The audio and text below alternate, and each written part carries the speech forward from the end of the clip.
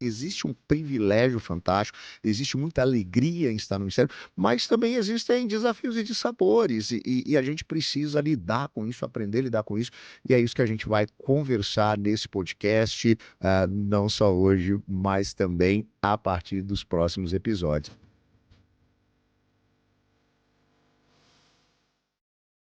De Paletó e Bermuda, nosso podcast para conversar um pouquinho sobre as alegrias e privilégios, mas também os desafios e dissabores do dia a dia, do cotidiano, dos bastidores do ministério.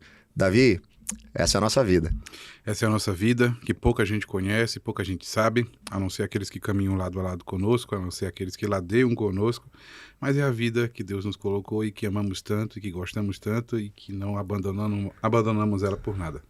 E essa ideia, né, da gente perceber como que é esse desafio de um dia estar ali à frente de um público de paletó, que muitas vezes olham para o pastor, para quem está no ministério, com algumas expectativas e às vezes até percebendo essa pessoa como um super-homem, como alguém, sei lá, transcendental, e que às vezes não consegue conceber que essa mesma pessoa tem os desafios, as lutas, as decepções e as frustrações que todo ser humano lida, né? Eu acho que essa é a grande questão do ministério, não só o ministério pastoral, mas todas as pessoas que estão envolvidas, né, no ministério cristão, porque elas são percebidas por aqueles que estão à volta, talvez de uma maneira diferente, como se elas não fossem de carne, pele e osso. E isso muitas vezes traz um peso que quem está vivendo isso não sabe lidar, né? Eu entendo que tem três vias, três caminhos que geralmente se percorrem. Existe aquele caminho da igreja, do pastoreio, do pastoreado, na verdade, da ovelha, que muitas das vezes acha que o pastor é impecável, de que ele é o grande líder, é o grande santo, é o grande perfeito.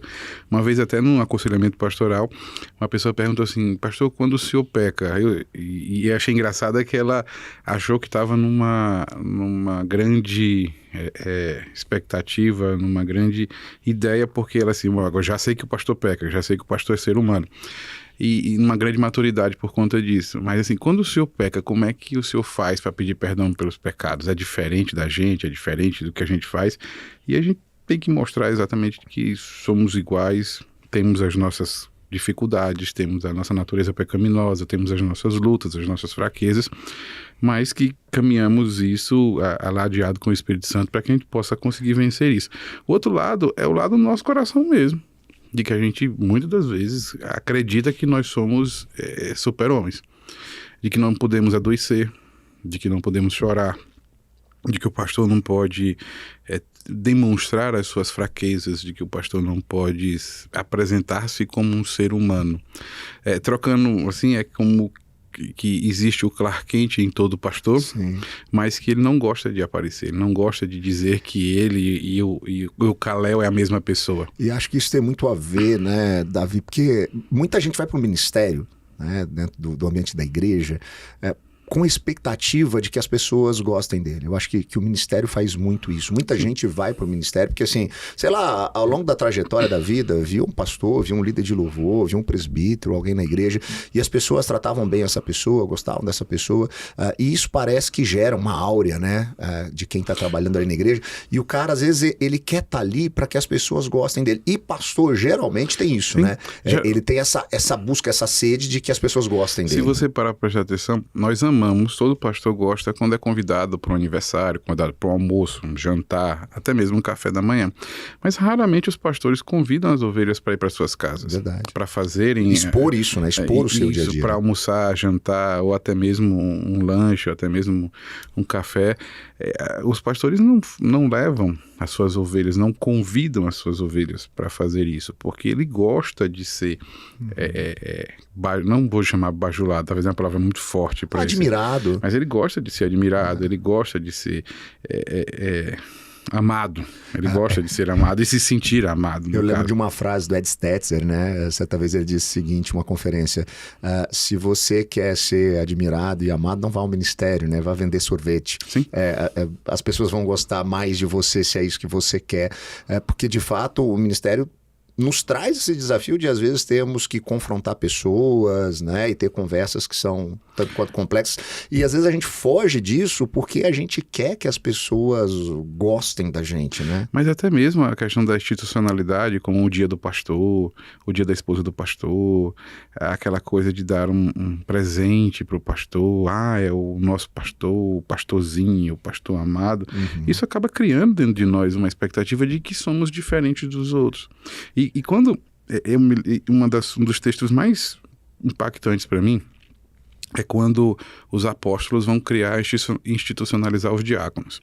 Que eles dizem assim, é necessário que existam pessoas que cuidem das viúvas, cuidem da parte social, para que nós continuemos a pastorear as ovelhas e a pregação da palavra.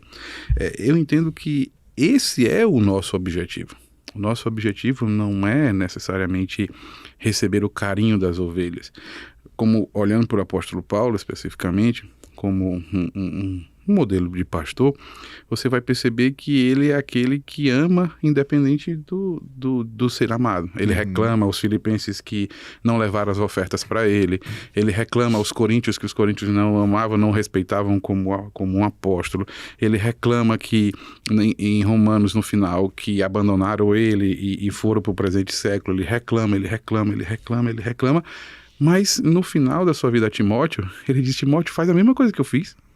Continua a pregar a palavra em tempo, fora de tempo, continua pregando e eles vão fazer a mesma coisa que fizeram comigo, vão te abandonar, vão te deixar de mão, mas continua fazendo isso. E acho que isso tem a ver, Davi, com o entendimento do que é o ministério, né? Sim. E aí, quando você está falando de Paulo, a gente pode ir para Efésios, né? E Efésios 4, para mim, que trabalha aquele aspecto, né, da maturidade, que de fato é o propósito de Deus para a nossa vida. E ele fala muito para quem está no ministério nessa perspectiva, né?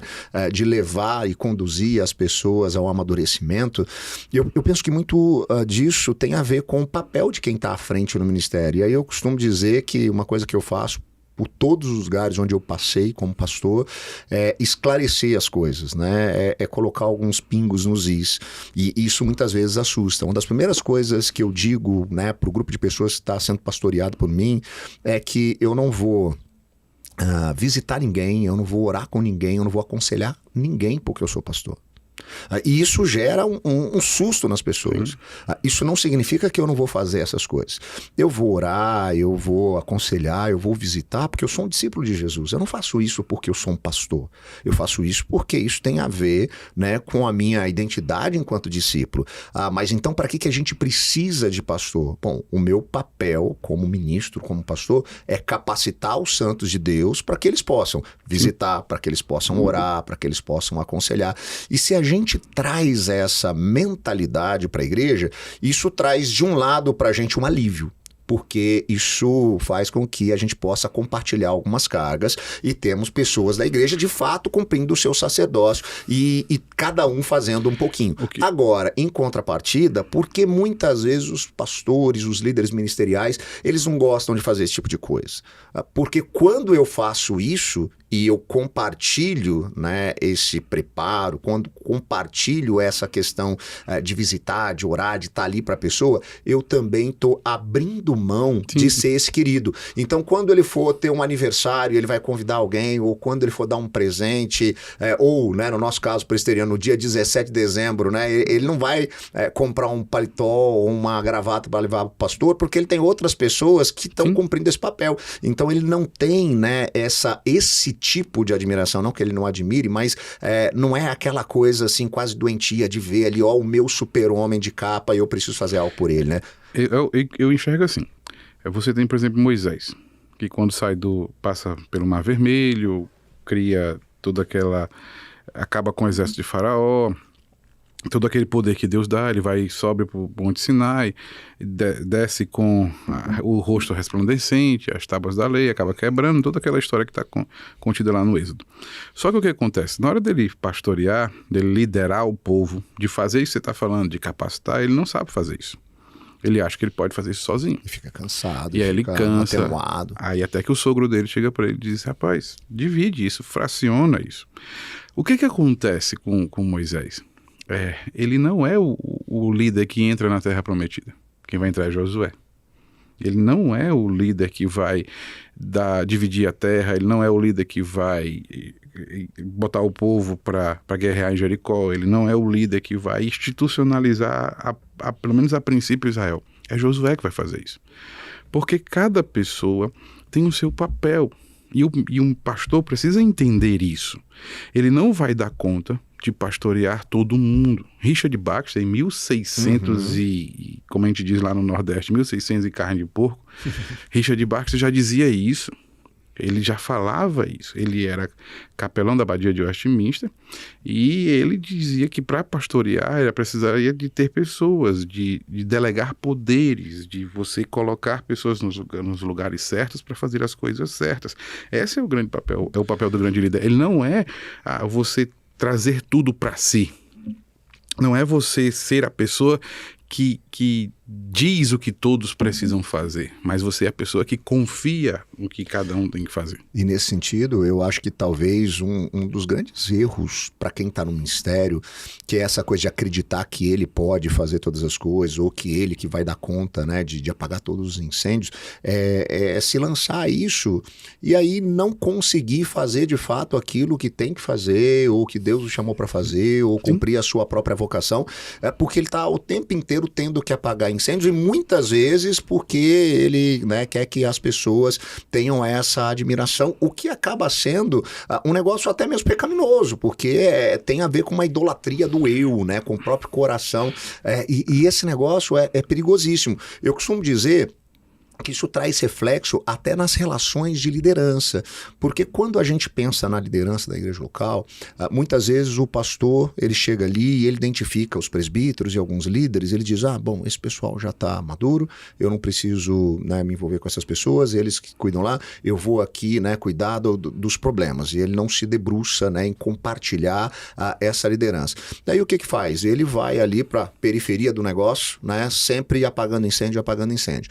Esse pessoal que está aqui, de fato, trabalhando e é um pouco mais maduro, vai ficando também extenuado. E não tem cuidado, e não tem direcionamento, e não tem preparo, e não tem capacitação. O que acontece? Daqui a pouco ele espana, ou larga, ou, né, tem algum problema, né, dentro da família, e aí ele deixa de cumprir, né, ou preencher esse papel que ele tinha. E aí o que faz com esse líder, com esse pastor que está à frente? Ele tem que, mais uma vez, estar aqui cuidando de todas as coisas. Quando a lógica, como você disse, usando o exemplo, né, que Jetro traz para Moisés, se você pensa de maneira diferente, se eu identifico pessoas em quem eu vou investir tempo, ou vou derramar vida na vida, e vou estar com elas para que ao momento que eu estou cuidando delas, elas possam depois multiplicar esse cuidado pastoral e essa liderança, a gente consegue ter, né, um líder que, claro, ele vai ter muitas atividades, muitos afazeres, mas isso vai ser muito mais bem aproveitado e ele consegue, inclusive, ver efeitos verdadeiros disso aí, que é a multiplicação disso.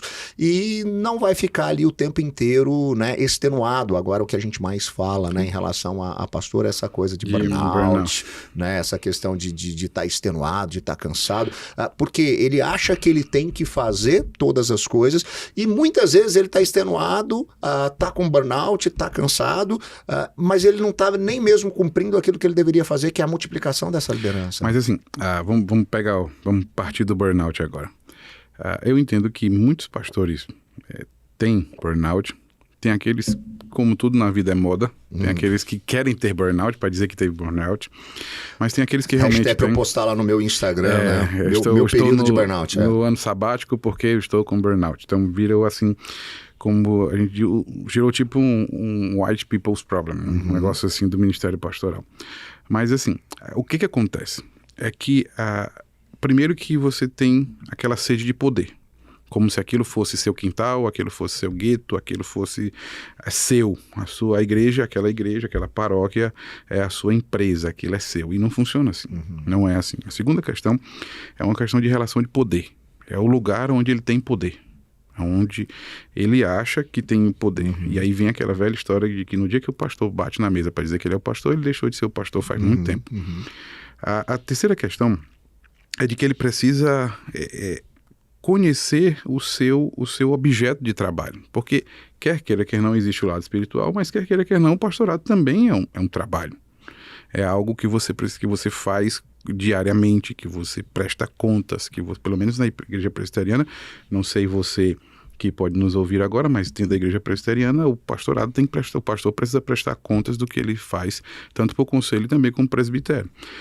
Quando você parte desse princípio de você conhecer o seu objeto de trabalho, que é as Sagradas Escrituras, a Bíblia, você tem que entender que tem um mandamento de Deus que você precisa descansar. Que nós fomos criados para trabalhar 6 dias, mas fomos criados para descansar um dia. Isso aí é claro, é óbvio, está lá escrito. Eu preciso descansar um dia por semana. Eu não posso trabalhar 7 por 24. Só posso trabalhar 6. Eu não posso trabalhar 7 de forma alguma. Eu preciso descansar. Só que a idolatria do poder, a idolatria da coisa, a idolatria da doação e não a adoração ao doador me faz achar que se eu descansar, tudo vai sair dos trilhos. E a gente precisa entender que igreja vai continuar sendo igreja apesar de nós. De que pessoas são salvas e que o nosso verdadeiro lema é de que pessoas são salvas apesar do pastor. Elas não são salvas por causa do pastor. Isso é uma coisa que assusta o pastor, né? Sair de férias e perceber que a igreja está funcionando, né? Ele quer sair de férias e ele quer que o caos se estabeleça, né? E ele fica ligando, aí aconteceu alguma coisa, aí teve algum problema? Não, tá tudo certo. E tem certeza? Não tá me escondendo nada? Exatamente, né? As pessoas pensam assim, não é sair de férias, sai de férias. Acabou, sai de férias, vai curtir sua família, sua casa. Entender que as coisas, qualquer lugar, ele funciona, independente da gente, né? E na igreja não é diferente, né? E outra coisa, se um pastor sai de férias e o seu conselho, os seus diáconos ou as lideranças das suas sociedades internas não conseguem resolver os problemas, ele precisa rever o que ele está fazendo com o ministério pastoral dele. Porque ele está lá há tantos anos e ele não conseguiu treinar aquelas pessoas para resolver os problemas dele. Então, assim, olhando para esses 3 pontos, o pastor, ele precisa entender que ele tem que cumprir isso. Ele é um trabalho, é um labor, mas também ele precisa ter o sabor, ele precisa ter o descanso, ele precisa ser prazeroso para ele. Ele precisa gostar do que ele faz. Como, por exemplo, há pastores que não permitem que seus presbíteros ou que qualquer outro pastor pregue na igreja, porque acham que se eu for pregar, ele vai perder alguma coisa e não vai. Entendeu? Muito pelo contrário, né? Trazer outras vozes, isso vai trazer para a igreja amadurecimento também, né? Mas essa coisa parece que ela é impregnada e ela transcende o ministério pastoral, né? Eu gosto muito, eu acho que a gente até já conversou em outros momentos sobre isso, de um filme que me faz refletir bastante, que é um filme já antigo e premiado com Jack Nicholson, chamado Confissões de Schmidt, que conta a história, né, de um cara, o Warren Schmidt, interpretado no filme pelo Jack Nicholson, e ele então, né, chega ali num momento da sua vida da aposentadoria, né? E ele dedicou, né, tudo dele à empresa, e aí chega ao momento que ele vai para casa já aposentado, e aí ele começa a perceber, né, a sua distância emocional da própria esposa, da filha, e ele fica ali depois de uma semana desesperado, né, ao estar aposentado, e ele decide que ele vai voltar para a empresa, porque ele fala, se ele está sentindo daquele jeito, imagine como está a empresa, deve estar um caos, a empresa não deve estar conseguindo sobreviver.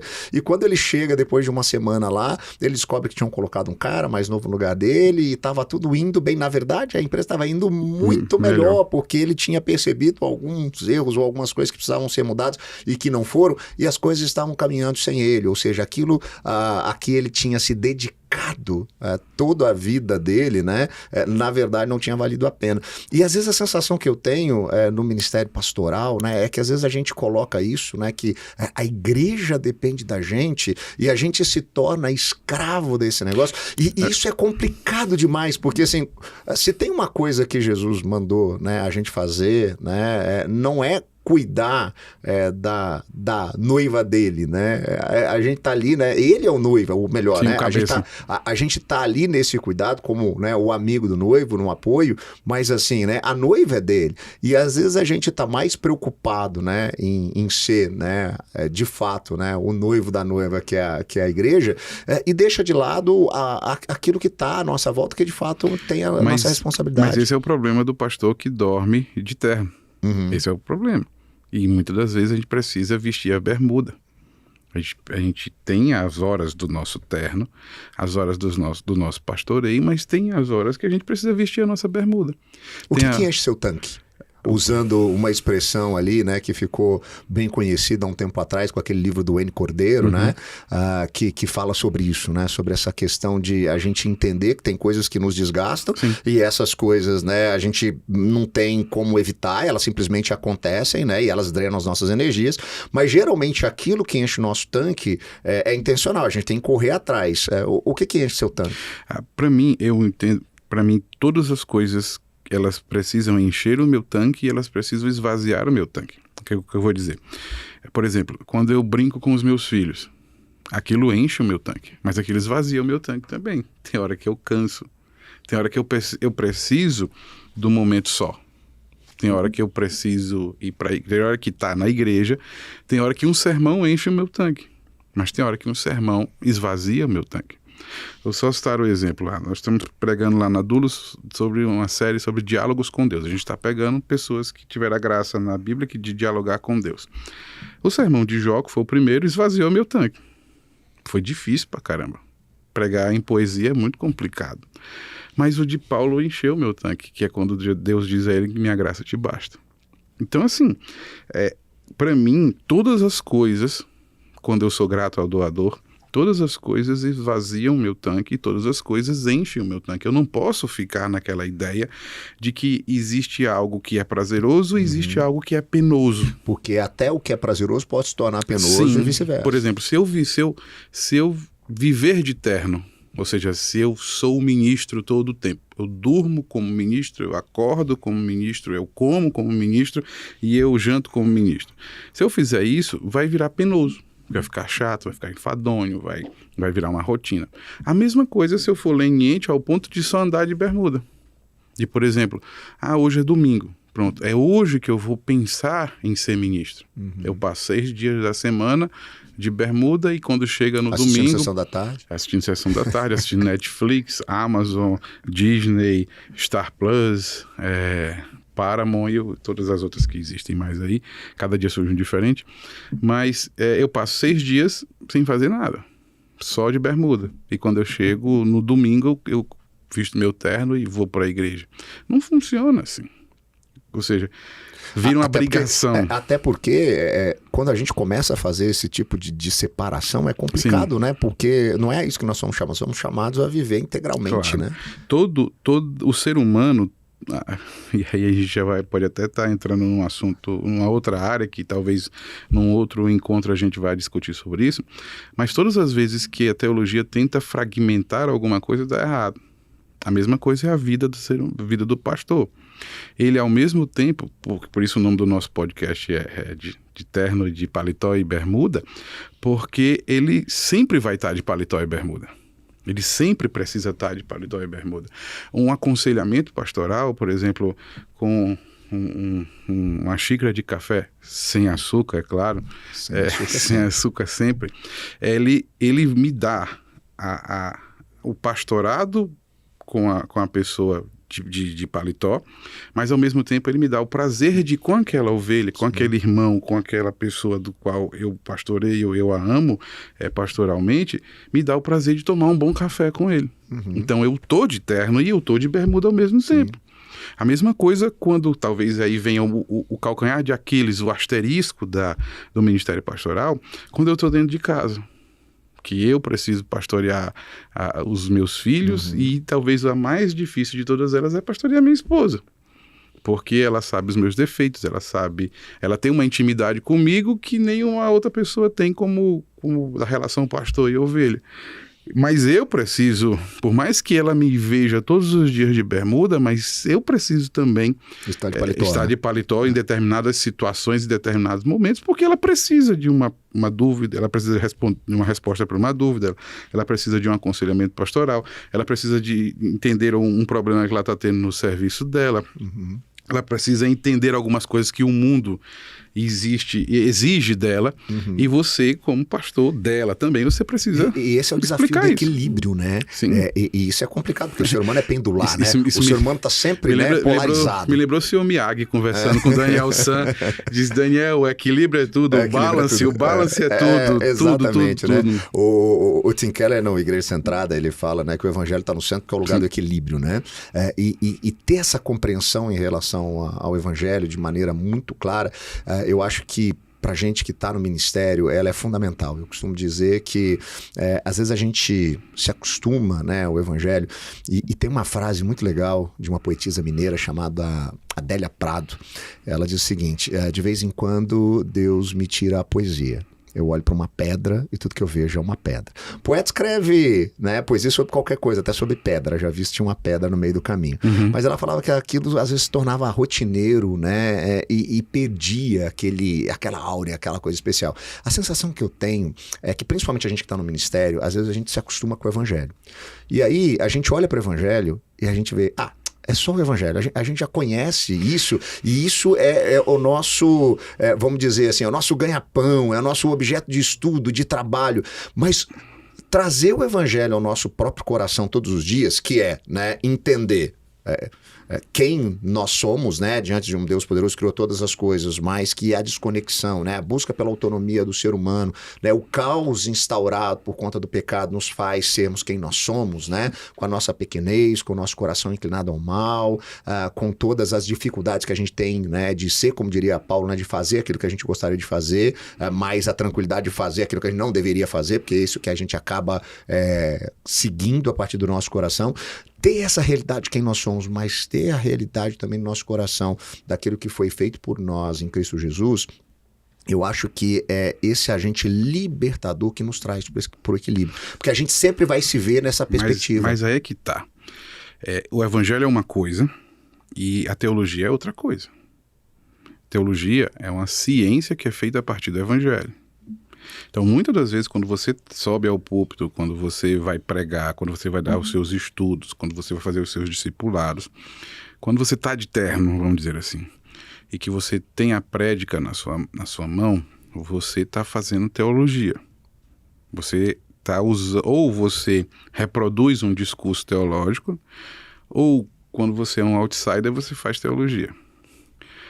O evangelho é outra coisa. O evangelho, ele é a matriz da teologia, que é aquilo que você vai, quer você queira, quer não, quando você está de bermuda, você faz teologia, nem que seja só sua. Se todos nós tivéssemos uma gravação das nossas vidas, uma gravação das nossas orações, uma gravação dos nossos momentos devocionais, uma gravação das nossas lágrimas e dos nossos sorrisos, nós veríamos que todo mundo tem um livro de teologia escrito. Todas as pessoas têm. Quer você queira, quer você acredite ou quer você não acredite, você tem uma concepção de Deus, você tem uma logia de Deus, do divino, que é formada a partir das suas leituras do Evangelho, da vivência do Evangelho. A grande questão do pastor é que quando ele só está de terno, ele abandona o Evangelho, porque ele vai só reproduzir um discurso. Exatamente, é por isso que eu estou falando que essa questão de trazer, de resgatar isso para nós mesmos, que é uma coisa que geralmente a gente não faz ou foge dela, porque inconscientemente a gente acha que isso já é uma realidade, porque a gente já sabe, mas o resgate disso, né, olhar no espelho e trazer essa realidade, pelo menos para mim isso funciona demais. Acordar de manhã, eu costumo dizer que eu acordo de manhã, olho no espelho, a primeira coisa que eu me lembro e falo para mim mesmo cara, você não é o que você acha que é, você não é tudo isso, claro. Você não presta, você não é esse super-homem, você, principalmente quando as coisas estão indo bem, né? Trazer essa realidade, depois, claro, trazer aquilo que de fato nós somos feitos em Cristo Jesus, justificados em Cristo Jesus, feitos justos apesar, né, da nossa injustiça, apesar de não sermos puros, Mas ter esse entendimento, ele muda a nossa maneira de enxergar, e isso é fundamental para quem está no ministério. Eu costumo dizer que todas as vezes que a gente descola disso, né, a gente descola dessa base, a tendência da gente talvez só fazer a teologia e a gente se tornar, né, esse teólogo no ambiente público, né, que até tem bons discursos e que até abençoa pessoas porque ele consegue dominar bem ali aquilo que ele está ensinando, mas isso traz, né, vamos dizer assim, uma escravidão ao coração, claro. Um desespero e um destempero, né, muitas vezes que vai ficar mais evidente dentro desses ambientes onde a gente mostra mais a nossa intimidade. E é onde a coisa começa geralmente a explodir, né? E aí a gente pode voltar até lá no Richard Foster falando de dinheiro, sexo e poder, mas assim, em alguma coisa isso começa a despontar, porque isso, né, a gente está colocando, né, panos quentes sobre algumas coisas e aquilo não se aflora. Mas se a gente traz essa realidade, eu acho que é a melhor maneira da gente conseguir lidar com isso, né?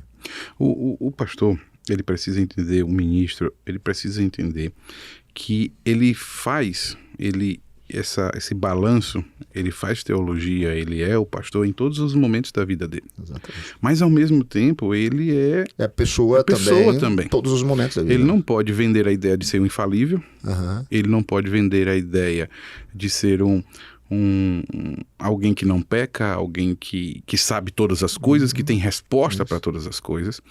Só que ele precisa aprender no momento que ele está sozinho, no momento em que ele está com Deus, no momento em que ele vive o Evangelho, ele precisa aprender a comunicar isso para as suas ovelhas. Essa que talvez seja o grande segredo do ministério pastoral. É de que ele não está lá para simplesmente chegar e dizer: esse questionário aqui vai responder todas as suas perguntas, e o que você não sabe e o que você não conseguir responder a partir daqui não interessa para você. Não pode ser assim. A razão pela qual nós ainda temos pastores, a razão pela qual nós ainda existe o ministério pastoral e a necessidade de existir é justamente para ajudar a viver o Evangelho para as nossas ovelhas, para que elas consigam, assim como nós, numa tentativa de entender aquilo que Deus faz no mundo. Porque o que é o Evangelho? O que são as ciências? As ciências, elas são estudos da criação. Toda ciência estuda a criação. Toda ela. Quer sejam as humanas, quer sejam as sociais, quer sejam as exatas, ou quer sejam as da saúde, todas elas servem única e exclusivamente para estudar a criação. Para que serve o pastor? O pastor, ele vem para ter essa interdisciplinaridade, para que vivencialmente ele aplique o Evangelho nisso. Então, por exemplo, um médico, um engenheiro, um gari ou uma dona de casa, sem ser em escala de melhor ou de pior, de valor da profissão, mas ele precisa entender que aquilo que ele está fazendo nada mais é do que sendo uma engrenagem para que o mundo possa girar, e esse mundo é o mundo de Deus. O Tim Keller, naquele livro dele, Fé e Trabalho, ele diz muito isso, de que existe um mundo e Deus doutou dons para as pessoas neste mundo, para que este mundo possa girar de acordo com a sua psique, a sua vontade, de acordo com o seu propósito. Só que como é que ele faz isso? Como é que esse mundo gira? Esse mundo gira quando cada pessoa que foi colocada naquele lugar com um propósito, ela cumpre esse propósito. A nossa vocação é a compreensão da vocação. Só que qual é a grande questão? É que existem aqueles que entendem isso e existem aqueles que não entendem isso. Qual é o objetivo do pastor? É mostrar para aquelas pessoas a razão e o propósito pelo qual ele foi. De que o padeiro, quando está fazendo o pão 5 horas da manhã, para que alguém 6 horas da manhã vá lá comprar e tenha um café da manhã com sua família, ele está fazendo com que o mundo gire e ele está abençoando aquela pessoa. E ele precisa fazer isso com esmero. Só que faz para a glória de Deus. Só que sem o Evangelho que o pastor vai ajudar a ele viver, ele não vai conseguir entender isso. Ele acha que está fazendo aquilo aí para ganhar o salário dele no final do mês. É para isso que ele está fazendo. E isso é aquilo que gera, sem a compreensão da vocação, não só o pastor, mas qualquer outra pessoa, faz com que gere aquele desespero quando ela olha para a sua vida simplesmente para aquilo que está acontecendo, né? É por isso que no passado eu costumo dizer que o pessoal entrava em pânico quando começava a tocar a musiquinha do Fantástico, fantástico, né? Porque sabia que estava chegando a segunda-feira, né? E o cara ficava desesperado porque ele ia voltar para a vida real. Agora, se você tem uma compreensão da vocação, né? Daquilo que Deus está fazendo, né? Na sua vida, através da sua vida, isso muda tudo. E isso é, de fato, o papel, né, de quem está no ministério, ajudar as pessoas a perceberem isso, mas muitas vezes ele se esquece disso porque é aquilo que eu falei, se torna rotineiro, ele olha para o evangelho, ele só vê o evangelho. Então, se eu descolo do evangelho e eu trago mesmo o ministério como uma profissão, ou obrigatoriedade, ou qualquer outra coisa, a chance de eu ficar, né, preso, né, nessa cadeia, ela é muito grande. Então, eu diria que ela é até maior do que para as outras pessoas, porque quem está fora é mais fácil dele conseguir perceber, né, quando ele está escravizado com isso ou não. Como o cara, em tese, ele está lidando com aquilo que a gente muitas vezes chama de sagrado, né, ele acaba se percebendo ou não se percebendo debaixo dessa escravidão. Eu acho que esse negócio de sagrado e profano daria uma outra conversa entre a gente. A gente tem viu? Bastante coisa para conversar. Como se existisse algo que não fosse criado por Deus sagrado e Exatamente. existisse algo que Deus não botasse a mão, que seria o profano. O profano, né? Eu acho que isso aí dava uma outra conversa entre a gente. E eu acho que essa é a ideia de Paletó e Bermuda, essa é a ideia da gente estar aqui conversando sobre sermos pessoas de carne, pele e osso, sobre o nosso dia a dia, sobre as alegrias e os privilégios, né? Porque também tem aquele pessoal, né, que vai no ó vida, ó céus, ó azar, né? E só consegue enxergar ou depreciar, né, alguma coisa em relação ao ministério. Não, existe um privilégio fantástico, existe muita alegria em estar no ministério, mas também existem desafios e dissabores, e a gente precisa lidar com isso, aprender a lidar com isso, e é isso que a gente vai conversar nesse podcast, não só hoje, mas também a partir dos próximos episódios.